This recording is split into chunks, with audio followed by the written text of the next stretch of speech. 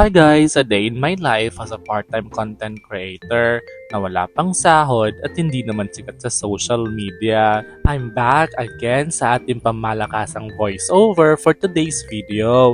Matagal rin akong hindi nakapag-voiceover. Super busy kasi natin lately. Maraming ganap, kaliwaan. Char! Joke lang po. Busy lang talaga sa work. Alam nyo naman, wala tayong ibang inaasahan kundi yung mga sarili lang natin. Kung hindi tayo mag-work, wala tayong kakainin. Madami ko nang sinasabi, pero baka hindi ka pa naka-follow, i-follow mo naman ako at mag-comment sa comment section kung taga saan ka para malaman ko kung hanggang saan umaabot yung mga videos ko. So eto na nga, ngayong araw, rumampa na naman tayo. Nandito pala kami sa Naga City, province of Cebu. Pumunta lang kami dito para mag-food trip. Balita kasi namin na masasarap daw yung mga taga-Naga. Yung mga local food nila dito. Ikaw talaga, basta masarap, nabubuhayan ka. Ito talaga yung plot twist dito. Bago ka muna makapunta dito, dadaan ka muna sa super traffic from the city.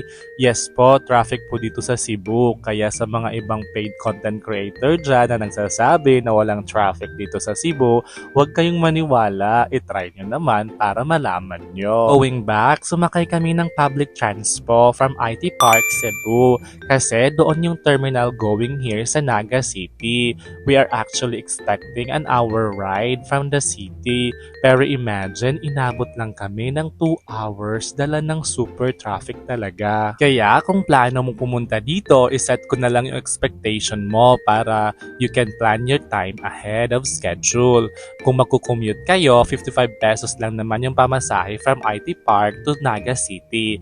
Pero pagdating mo naman dito, siguradong hindi ka maghugutom kasi kaliwaan yung mga food stall nila dito. Ikaw na lang talaga yung mamimili kung saan ka kakain. Kung gusto mo ng inihaw, kagaya ng barbecue, mayroon sila dito. Also, yung sikat na ginabot from Cebu at yung chicharon bulaklak na masarap i-partner sa maanghang na suka.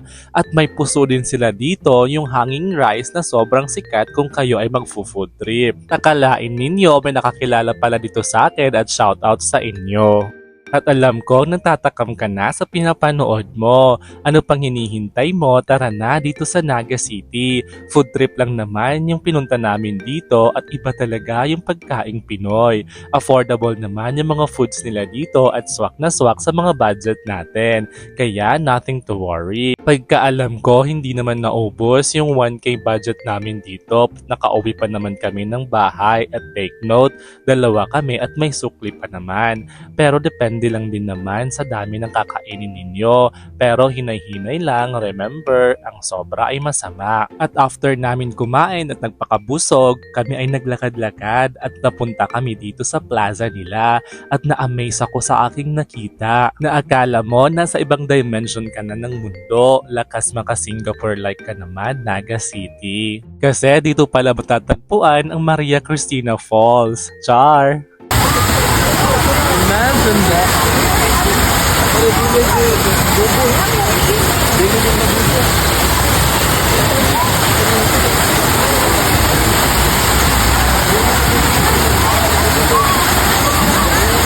Dito talaga ako na-relax sa tunog ng tubig. Napatambay nga kami dito ng matagal.